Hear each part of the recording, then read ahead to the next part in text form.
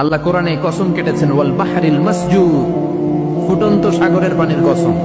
দুনিয়ার কোন সাগরের পানি গরম না, সব ঠান্ডা, কিন্তু আল্লাহ বললেন ফুটন্ত টকবকে সাগরের পানির কসম আমি খেলাম। অনেক গবেষণা হলো এই সাগরের পানি নিয়ে।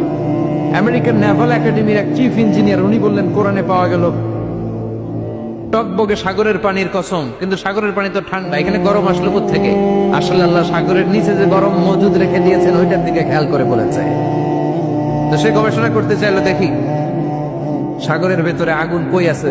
কোরআন যেহেতু বললো টকবকে সাগরের পানির কসম, আসলে কোনো আগুন টাগুন খুঁজে পাওয়া যায় কিনা।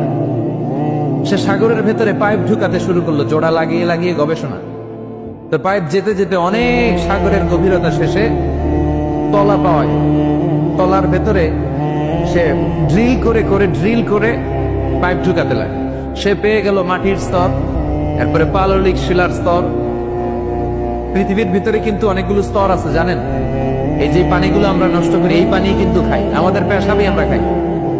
আমাদের এই প্রস্রাবও যদি পৃথিবীর 4-5টা স্তর শেষে নিচের দিকে চলে যায়, এটা মিনারেল ওয়াটারের মতো হয়ে যায়। এই 4-5টা স্তর মাটির ভেতরে রেখে দিয়েছে কে?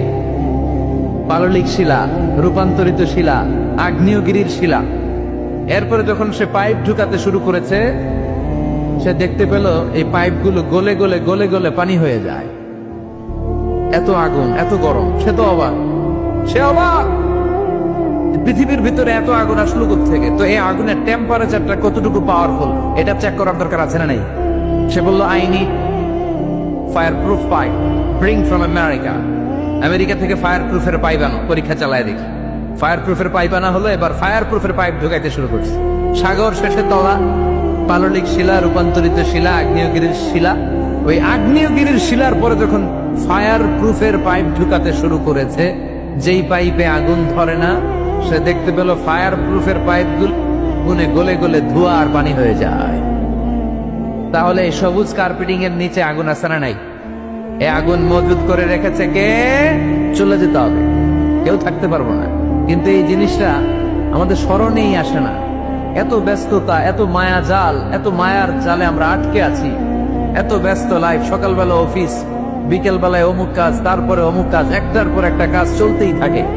এই ব্যস্ততার কারণে আমাদের জীবনটা সুপার বিজি লাইফ আমরা লিড করছি, আমাদের জন্য সময়ই নাই, কিন্তু চলে যেতে হবে। এজন্য সাইয়েদনা ওমর ফারুক বলছেন, মুতু ক্বাবলা আন তামুতু, মরার আগে একবার মরো।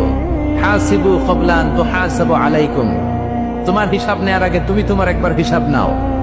আমাদের প্রত্যেকের নিজের একটা হিসাব আছে না নাই? কথা বলেন। নিজে খাতা কলমের মধ্যে একটু লিস্ট করবেন যে আমি জীবনে এই ভালো কাজ করেছি, এই খারাপ কাজ করেছি, আসলে আমার অবস্থানটা কই হওয়া উচিত। নিজে খাটের মধ্যে একবার শটাং হয়ে মরার মতো শুয়ে থাকবেন, ভাববেন যে মরে গেছি।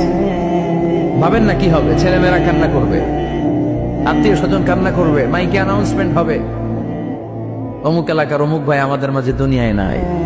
বিশাল দেবিদ্বারের ময়দানে আপনার জানাজা হবে।